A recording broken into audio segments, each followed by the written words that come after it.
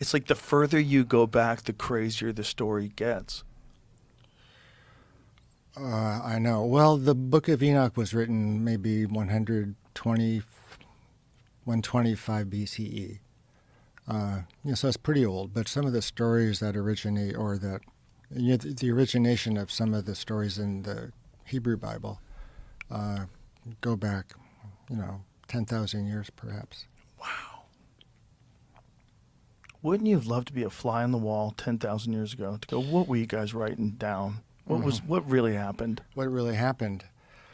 I think likely, obviously, I don't know what I'm talking about, but my inclination is to believe guys like Randall Carlson, because it's a very compelling narrative. Like what he's saying is, we pass through a comet storm. It happens this particular time every year, and there's been times in history where we've been hit, and it's very likely that this time period, this Younger Dryas impact time period, that could have been the end of whatever civilization existed at the time, and what we are is a rebuilding of it. Mm-hmm. We just kind of forgot about it.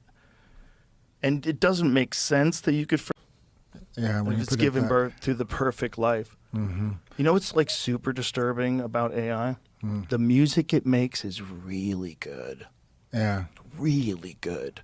There's a bunch of like soulful renditions of hip-hop classic songs. Yeah, that's why I don't listen. And they're so good.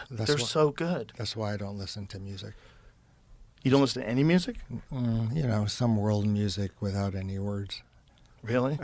You don't want to be influenced? I don't want to hear what they have to say.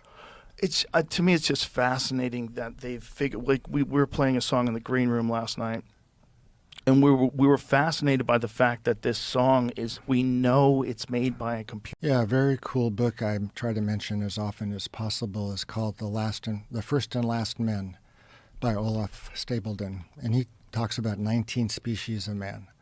And this is the first one. It's a story spans 2 billion years. It's this huge story.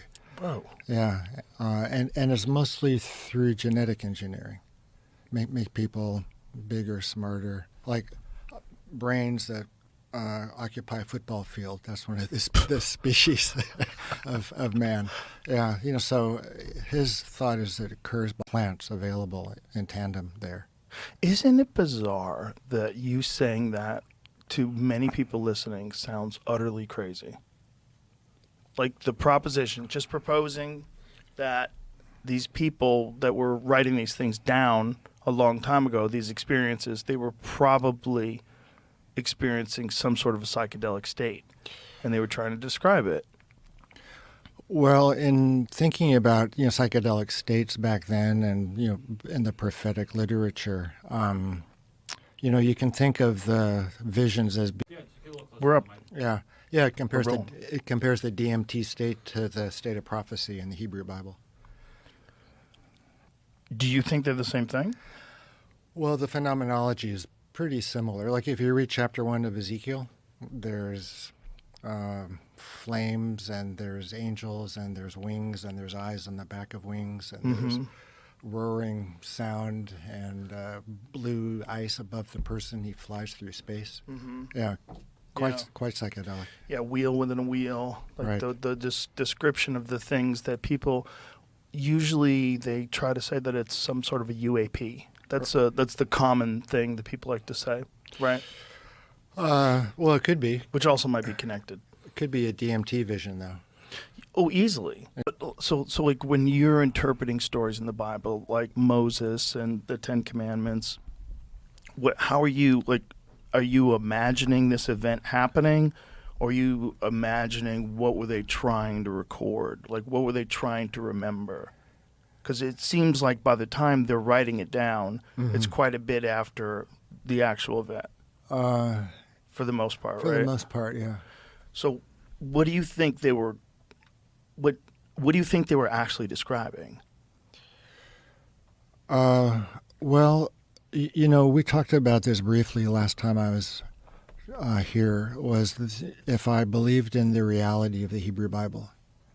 Like, did those things really happen? Right. Yeah. And I said, well, it's a really consistent worldview and so on. And I thought about it some more, and I perhaps after the Nazis took over. Oh, I thought you were talking about current assassinations. No, back in the 20s and 30s. Oh, okay. Yeah, that really riled up the populace. Oy. Why is these scary patterns Yeah. always just? It's the same kind of thing. There's always someone at the top. No one can ever figure out. And Yeah, so there's a part when they're building the tabernacle in the desert. The Hebrews have been led out of Egypt by Moses, and they're in the wilderness, and they're building this tabernacle to house the ark, and the women are spinning right from the goats. They're spinning the hair from the goats right into yarn without first shaving them. right. And I was spinning all that time myself, and it felt like I was back there. I was back there spinning in some ways. Well, it is really psychedelic. I think it's from the release of endogenous DMT. It comes about, or from drinking and having an ayahuasca-like experience. That's what you think the origin of the Book of Enoch is? Well, it's a psychedelic experience, and it could be from spontaneous endogenous release of DMT. It might be a prophetic state that's brought about. It's a visionary state, clearly. Might have been a huge fever dream. I mean, he was really out there.